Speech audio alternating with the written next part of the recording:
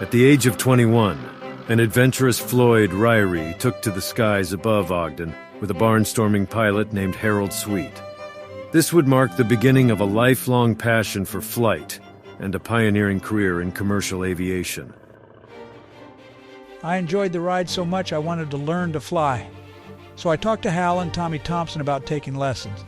The last part of April, I went out to the airport and took my first lesson. I was thrilled and started saving my money for more lessons because I felt so good in the plane. Born in Ogden in 1906, Floyd was captivated by those early flying machines and was determined to take to the skies. He took a job as an airplane mechanic in Salt Lake City to earn money for more flying lessons. I had 4 hours flying time when they gave me a plane and said, "Fly it." The instructor said, "You can fly as good as I can, so go ahead." I took it. I thought maybe this would be the only time I would get a chance, so I took it to Salt Air in Salt Lake. I was gone about 40 minutes. The instructor thought I had cracked up and killed myself. With pilot's license in hand, Ririe began living the life of an itinerant pilot of the era, barnstorming around Utah in a rickety old biplane, while still working as a mechanic. It was during this time that he made a famous friend who sometimes made stops in Utah. Gosh, how I remember Amelia Earhart.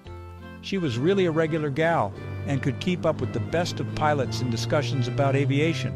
Amelia, at this time, was testing and experimenting with new aircraft, which we thought were really big time. Heck, she'd fly in there with a 650 horsepower Pratt & Whitney engine, and we would all stand around gawking at it like a 5-year-old watching another slurp down an ice cream cone. She was big time to us. In 1929, Boeing started a small flying service. Ririe hired on with the Boeing Air Transport Company as a co-pilot to fly their passenger planes. This was his first job in what would become a long and distinguished career in commercial aviation.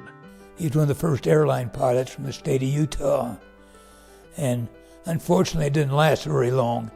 They only made a few airplanes, and they had a few accidents. They ran out of airplanes. Despite the many obstacles in his way, Floyd kept flying. He worked hard to keep his license current, and eventually the world was plunged into the chaos of World War II. During the war, he put his skills to use, teaching a new generation of pilots for the military, eventually joining the Corps himself as part of the Air Transport Command. Too old by this time to see combat, he was tasked with ferrying warplanes from Southern California to destinations all over the world. He flew over the North and South Atlantic, braving the dangers of flying across open oceans. He also took several planes across the vast Pacific all the way to Australia. In 1944, Floyd began flying troop transports in the Alaskan Air Transport Command and flew numerous missions to every part of Alaska and Canada. Despite the hardships caused by flying in sub-zero whiteout conditions, Ririe stayed in Alaska until the war ended. While in Alaska, he was promoted to captain, but later turned down a promotion that would have made him a lieutenant colonel. He just wanted to go home. After the war, a group of Salt Lake businessmen started Challenger Airlines, which at the time was a non-scheduled airline. They were flying twin-engine Beechcrafts and later DC-3s that were released from the military. And the Challenger Airlines flew down to Albuquerque and over to Denver, and they later combined with a couple other airlines and they formed Frontier Airlines. And Dad would stay with them till he retired. For 20 long years, Floyd Ririe flew with Frontier Airlines, the very first pilot hired by the newly created airline. But all good things must come to an end.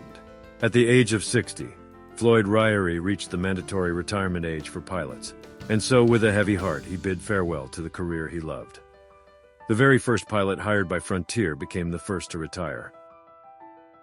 Disappointed but undaunted, Floyd Ririe and his wife Bernice devoted the rest of their lives to volunteering for the Church of Jesus Christ of Latter-day Saints and spending time relaxing with their family.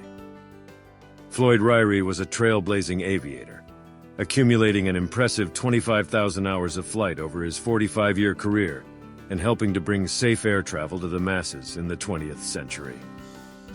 He passed away in 1999 at the age of 92 and was laid to rest in Salt Lake City. He was mourned by his large extended family and by those with whom he shared the skies and a young man's dreams of flight.